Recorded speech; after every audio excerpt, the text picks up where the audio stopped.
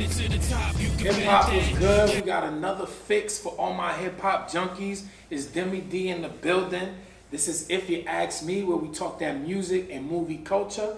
And I got a special guest, man. Two special guests, but one is here for the first time today. Got my guy here, man. We got a long history. We've been holding it down, putting in that work. And I'm going to let you introduce yourself, man, for New York City here. Yo, what's good? Don't nobody know you till you vocal. I used to be local, now I'm Bake Man Global. Bake Man. Nah, don't be modest, my nigga. Let them know you next up. Let them know you spit, my guy. Next up right now, yeah, it's about to happen. So. Representing that BK status. Yes, sir. And I got the lovely and the informative and the knowledgeable Tasha. Let them know. Tasha Digital, also known as the Analog Lady. I'm a marketing strategist and I'm a music historian. My first film is coming out next year. It's a documentary on Weldon Irving, Nina Simone's band leader. He taught Q-Tip how to play the piano. There you go. He's just dope. Alright, so you know I work with creatives and we all chasing, dream chasing, man. So we're gonna get into this next segment. And this is another topic I never really see nobody talk about because I'm on Twitter heavy, man. And I look around and I like to be original with my segments, so I try to scour and look to see if, you know, I'm beating a dead horse. So I haven't seen this yet. So we're gonna talk about what was the most disappointing or saddening group breakup to you. And you're new to this show, my guy. So we're gonna start with you, man. What was the most disappointing group breakup for you? I mean, I was torn between two, like, because I know it's groups and there's movements. Okay, I mean, you can do movements, I get it. And even though it's not 100% like related to the music, but I wanted to say Jay and Dame. That was sad. Because I see what Jay is at now, and I see the passion Dame had back then, understanding what he put into it, and for whatever reason it hasn't worked, and they just, you know, it's sad for him to be here and Jay to be there, you know. I think that like whatever mistakes he made, his heart was in it, you know. Sometimes he repped for the team, yeah, hard body. Absolutely, and even if it's misunderstood, it's just a sad case of like starting something like that and seeing it grow to what it is now and not being a part of it at all. You know what I mean? Of course, you have the groups. There's always identity issues where people break up, and you know, like I was gonna say, Dipset too. But like for that, to me, that was a sad case to me. That was sad. You know what I mean? I'm still mad about that. First, the Fat Boys breakup. Every day I wake up. And I don't even know if it could be fixed. Like some I people think that's beyond fixing at that this point. ship has sailed. Yeah, that's beyond fixing. They don't even have the novelty, as in, like, you know, when groups break up, they say, all right, now let's reunite. That reunion shit, right? Get some money out of it or whatever. But I don't think that, like, you know, he fixed it with Jazzo, but I mean, this, I think it's just, it's like 50 a job. It's never gonna be friends. And at this point, he don't need Dame, and they forgotten about everything and the blood, sweat, and tears he put up for the team. It don't mean nothing now at this point, but that is sad, man, because I fucks with Dame. Dame represents a lot of us as far as people who go hard for the team, and it's like, yo, us versus everybody, and then everybody be like, oh, fuck you now that we made it. Yeah. I don't need you to be this rambunctious, obnoxious person anymore, so it don't work for me, so you could kick rocks. And it seemed like every venture that Dame does, it hits a certain ceiling. Like it just doesn't have that out of this world success. Like if Jay put his name on something, it'll easily just go. He's still, I feel like he's still getting his though. But I see what you're saying. It's not. Yeah, like it's not like. It's not for TV. It's like regular guy shit. Yeah, it's underground. Yeah. DD 172. Yeah, Currency. the oils. But I think I'll he take wants that. I think he wants that. I think in Dame's head, he's like still bigger than like he's the biggest thing that's happening. And I mean, in the end, he is living the dream or the life you want to live. You know, self-made, working for yourself. It's just that he went, like you said, he went from here to, I guess, like kind of here. But in reality, you know, he still works for himself. Of course. Still getting his bread. You don't got to answer to nobody. I go to work every day. So, shit. To all three of them, man, they gave us a great moment in the rap game and just life in general, and just very motivational. I found Dame to be very motivational, man. I know he's comes off rambunctious, obnoxious, but I found him. I like seeing the human side of him on the reality shows, the counseling. The counseling, even bigging up his children. Like Dame was always pushing for excellence. Like he's never trying to hold anybody back. He's never trying to shit on you. When you hear guys like Noriega and PD Crack talk about him, it's always in high regard. So shout out to all three of them, though, man. So we're gonna spin to you, though, Tasha. We're gonna spin to you. The saddest or most disappointing breakup in hip hop. Okay, I have several, but I'm gonna. I mean, you can do an honorable mention too, like how we did. He got Dipset and the rock movement. Okay, Cormega parting ways from the firm. I mean, did he part ways or did he get kicked out? I think he got kicked out. So, well, he wasn't seeing eye to eye with Steve Stout on the business tip. Stout wanted a lot of signatures, to my understanding. Yeah, and you messing with dudes from the streets that's not with that. Fresh off, because he's not even in the game yet, so he's not even.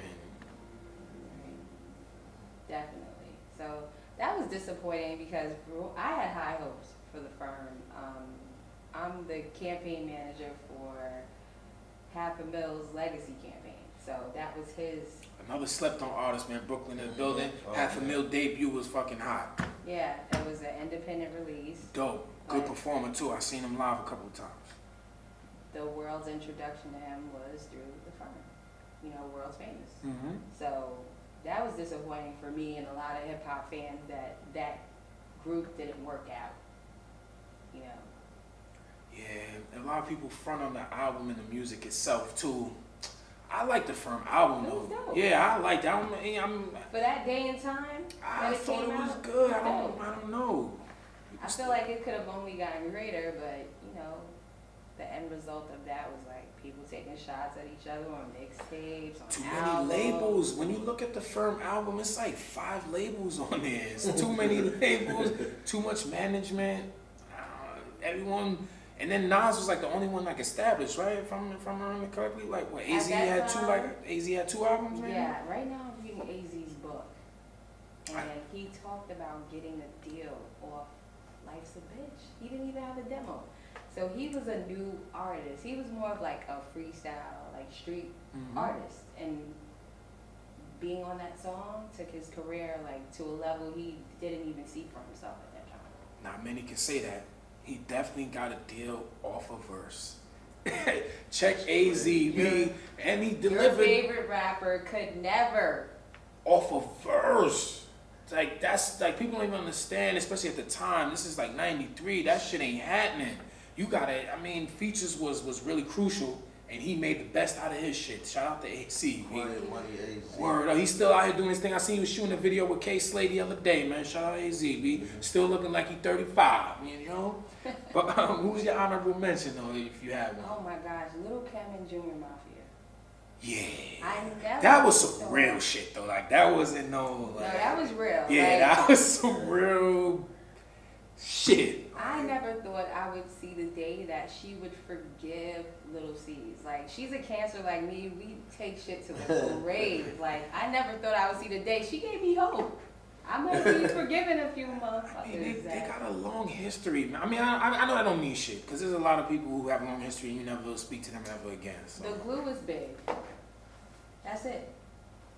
Gotta respect I think Junior Mafia was established like they was like cut short early. It was cut short. Absolutely. We never even saw the commission. But Biggie spoke on that. He was saying they wasn't hungry like at the time and they was wasting time. Big was a Gemini. He lived vicariously through each of them. He was writing their rhymes. He was taking on different personas.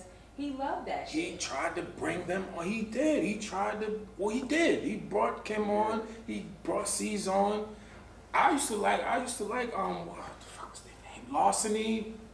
Damn, I can't remember the name of the 2 dudes, but they had their own little group, and I was waiting for them, but they wasn't really hungry. Brasco was in the Junior Mafia. You had what was the dude who hanging with damn, I can't remember. D-Rock, right? D-Rock. You had a few dudes. You had Klepto. You had a couple of dudes in there, but it definitely got cut short. Oh, yeah. But I guess that goes in when you're thinking that, you know, you got time. A lot of times people don't appreciate that time. Like, you think it's time, but it ain't no time. Time is ticking. They made it. They didn't all make it yet. No. You know, they could have. Yeah, they was coming. But they was coming. I mean, if I was them, I would have been like Kim, though. I'd have been right next to Big. You know, we going to the studio today? Oh, all right. We going to the studio? Nah. But some people are not as close as. Well, Kim and Big were lovers. That's different. Not I mean, close to think they are. but and then at the same time, did they really want that?